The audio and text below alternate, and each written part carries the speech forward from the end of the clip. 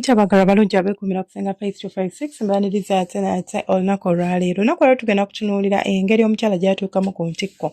nga oyina ebifo by'okutteko oba by'otuuseeko nga otadde omukira munda. Ebiseera ebisinga nabaga nti abakyala abasinga batuuka ku ntikko nga si nti nabeesinga oba atunuulidde kyakubeera nga oli kwegatta naye mu ngeri y'okubeera nga otambuza omukira munda mu ye oba munda mu nabunnya, but abakyala abasinga batuuka ku ntikko because ostimulating emusino, batuuka ku ntikko because ostimulating ennywanto z'amabeere, batuuka ku ntikko because ostimulating ebifo bya wabweru oba external parts nga tetwogedde ku internal parts, naye internally waliwo obufu munda bw'osobola okustimulatinga.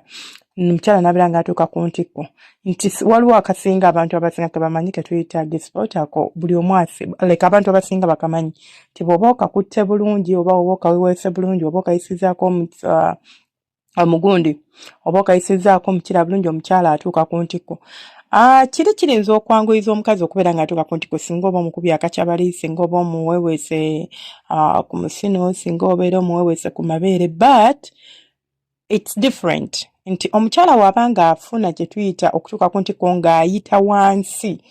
nti this is something like a full body intervening, nti okumala kwe oba okutuuka ku ntikko kwe kujja kubeera nga kulastingako kiwanvu okusinga ku kiri. It's something like on a surface, nti yes asammula but kyakungulu. Tekyetaaga mubiri gwonna kubeera tensed up, tekyetaaga ki kyonna, naye ate kino ekyokubeera nga omukyala omuzinyi n'atuuka ku ntikko, because this needs you to build up a lot of tension mu mubiri gwe, kiba kitegeeza nti okwo kumala kuba kwanjawulo, kunyuma, feeling different.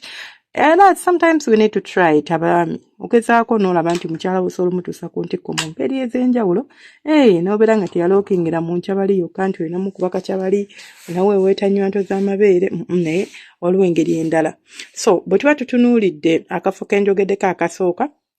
ka G-spot, ako tukozesa oluusi engalo oba tukozesa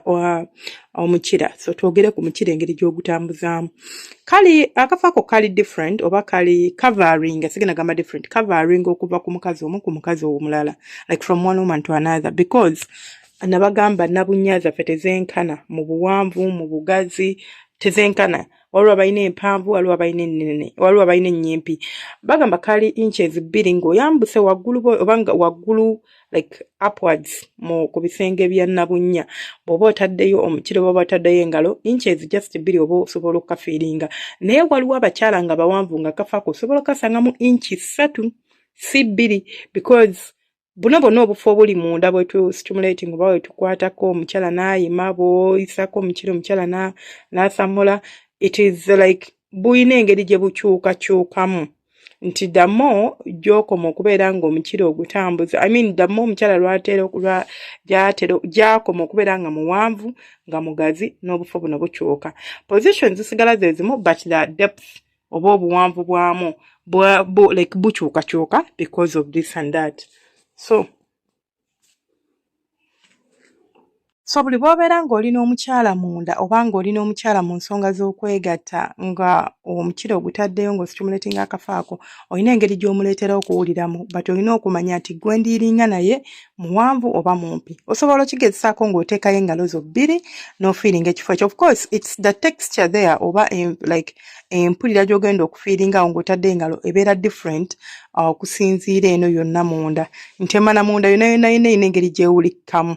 It's a canal, so ina engeri gy'ewulikamu, but this particular place kiyina engeri gye kifiiringamu nga ki sponge like thing. Obeera owulira nti kifiiringa different. So gwe ky'olina okubeera ng'okola, olina kubeera nga oteekayo engalo n'okebera n'olaba wa we kiri, n'omanya nti inches 2 oba 3, then bw'oba oyingiza omukira n'ofokasinga. Nti omukazi omuteeka mu bu style bw'omanyi nti busobola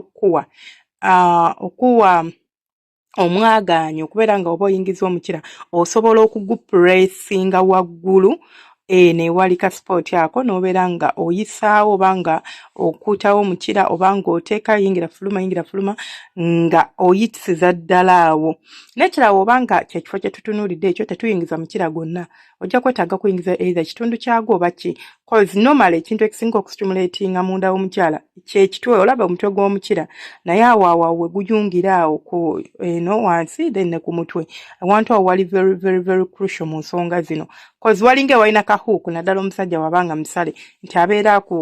akuyitako bw'ati mpola mpola n'abeera ng'akukyamula then entuuko endala ekifo kyekisobola okutuusa omukyala ku ntikko nga oli mu kumuzina munda olwo kye tuyita cervix like nabaana munda mu nabunya mulimu omumwa gwa nabaana kati awo nga wolaba nti emmana gyekoma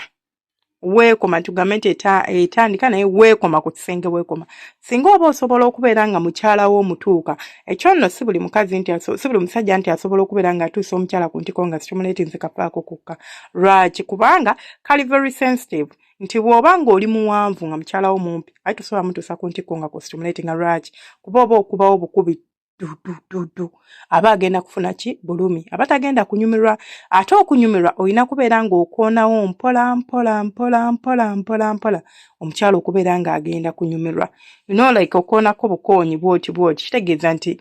tobeera muwanvu to the extent nti omukoona wabula oba omutuuka bulungi nti okoonawo mpola mpola mpola mpola mpola mpola omukyala n'abeera ng'asobola okubeera ng'asamula oba ng'atuuka ku ntikko kati ate bw'obanga omukyala muwanvu nga gw'oli mumpi gwe oba tosobola na kutuukayo kitegeeza oba tosobola kumutuusa ku ntikko ng'oyita mu nsonga ezo oba ng'obeesinga kafaako akafo akalala kali waggulu nga gye twalabye newasooke wali kagespoot emabega waako olwo kaspoot ke bayita kespoot kaspoot ako abakaita export kafo ako kalimu obwagazi bungi obw'omukyala so osobola okubeera nga nako okayitamu oba osobola okubeera nga nako okaweeweeta bulungi n'omukirago n'obeera ng'osobola okubeera ng'otuusa omukyala ku ntikko bw'oba oyagala okuwulira engeri gye kafiiring oba oyagala okuloketinga kafiiring bw'oyingiza engalo zo munda